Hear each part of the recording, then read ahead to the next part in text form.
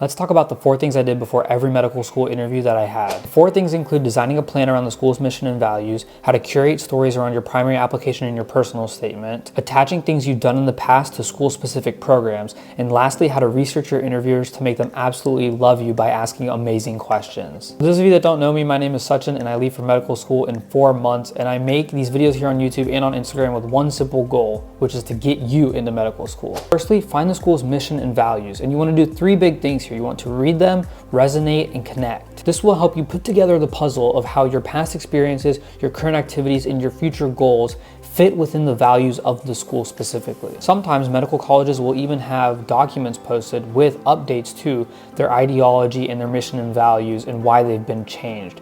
These documents can help you even further show your understanding of what the school is looking for. You will find success if you can adequately communicate how you will tangibly contribute to the school's aims as well as the student body and the surrounding communities in the area. Remember not to just repeat what's on the school's website. Highlight key terms and phrases and use those in your dialogue. The second is probably the easiest one to do. Just reread your personal statement, your secondary essays, and your work and activities section on your primary the night before your interview. If your interviewer has access to your application and it's an open application interview, they will be looking at certain things on your application, and when they ask a question, you want to know absolutely every detail that's on there and be able to explain stories with great depth. This also allows you to sweep the interviewer off of their feet when they ask a question about something that they're genuinely interested in, and you can then build upon that. It also looks really bad if there's something on a secondary essay that they ask about and you can't really explain it, so make sure you can explain everything that you wrote. The third thing is finding school-specific programs that you will contribute to. So there are the big 4. You're going to have volunteering, research, student organizations, and then either clinical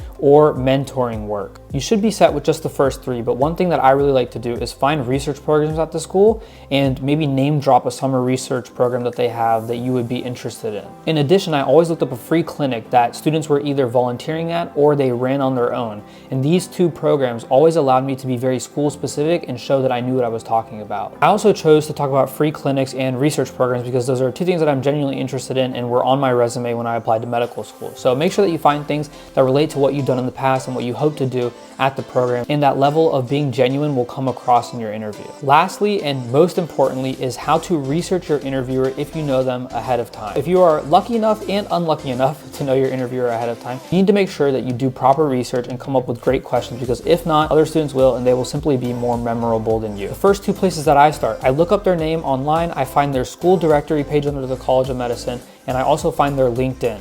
This gives you a great idea as to their background, how they got to the point where they are, what kind of work they do, what they're passionate about, and this can give you a little bit of a story into the background of the person. This will also help you guide the conversation, because the better you know your audience, the better you can communicate with them. Also, if they do research, you need to look them up. Simply go on PubMed or any sort of publication site, search their name, find a couple relevant articles that were recently published. If there's nothing super recent, that's totally fine as well. Choose some titles or topics that you think are interesting, just 1 or 2. Read the abstract and the conclusion, so it's very short and sweet, shouldn't take you more than 10-15 minutes. And then come up with a few questions. So it might be that they had a research paper where they talked about a topic that seemed different from things that they had published in the past. So why did they change their research focus? What got them interested in that area? Or maybe you're curious about how they were able to do data collection via survey models in different countries. Something as small as that can spark such a level of interest and passion in your interviewer. But also make sure that it's something that's genuinely interesting to you, because your interviewer will feel the level